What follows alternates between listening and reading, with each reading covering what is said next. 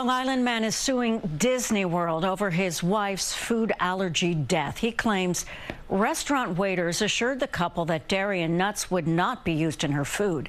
Tonight, CBS 2's Jennifer McLogan reports the woman who went into anaphylactic shock was a doctor at a New York hospital. In October 2023, something tragic happened at Disney Springs in Orlando, Florida. A doctor named Kanokporn Tangsuan went out for dinner with her husband, Jeffrey Piccolo, and his mother.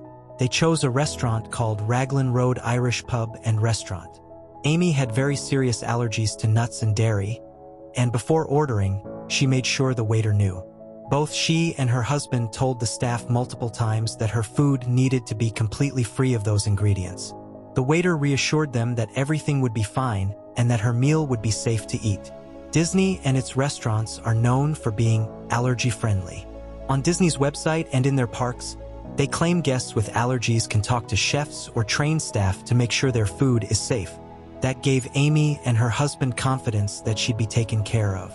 But that night, something went horribly wrong. About 45 minutes after finishing her meal, Amy began to have trouble breathing.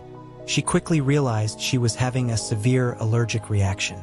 She used her EpiPen, but her condition kept getting worse. Her husband called for help, and she was rushed to the hospital. Sadly, she didn't make it. Doctors later confirmed that she died from anaphylaxis caused by exposure to nuts and dairy. Amy's death shocked her family and people everywhere who live with food allergies. Her husband later filed a wrongful death lawsuit against both Raglan Road and Disney. He said that they were negligent, that they didn't take her allergies seriously enough and failed to follow the safety steps they promised. The lawsuit also argues that Disney's public claims about being allergy-friendly made them trust the restaurant more, and that those claims turned out to be misleading. When Disney first responded to the lawsuit, they did something that made a lot of people angry. Instead of focusing on what went wrong, their lawyers tried to get the case removed from court by using a legal loophole. They said the case should be handled in private arbitration instead of going before a judge. Arbitration means everything happens behind closed doors, no jury, no public trial. But here's the shocking part.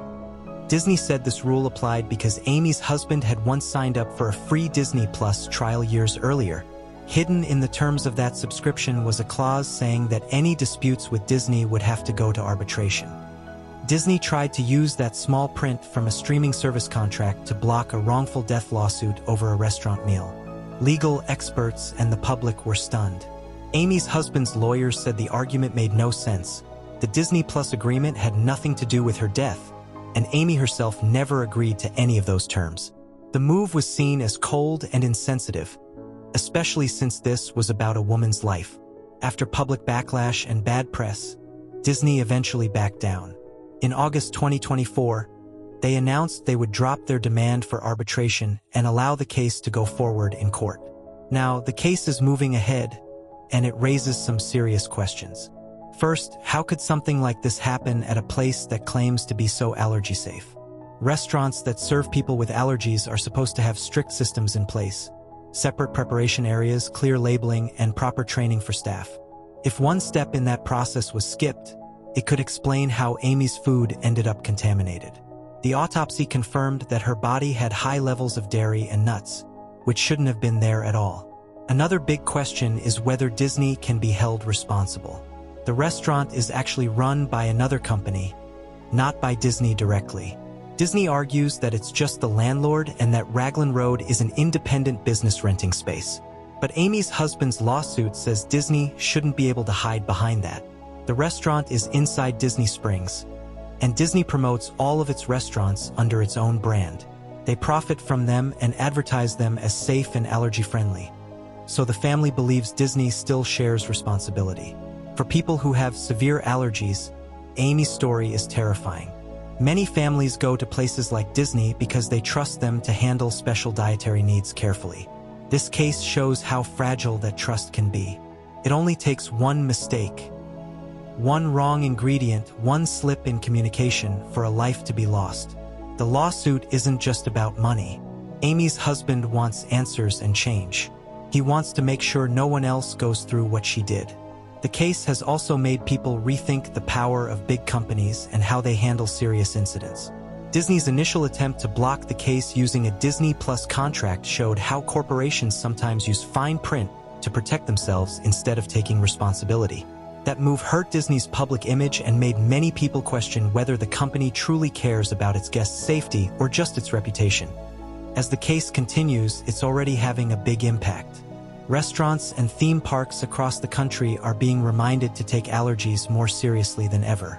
It's not enough to just say, "We're allergy-friendly." Those words have to mean something.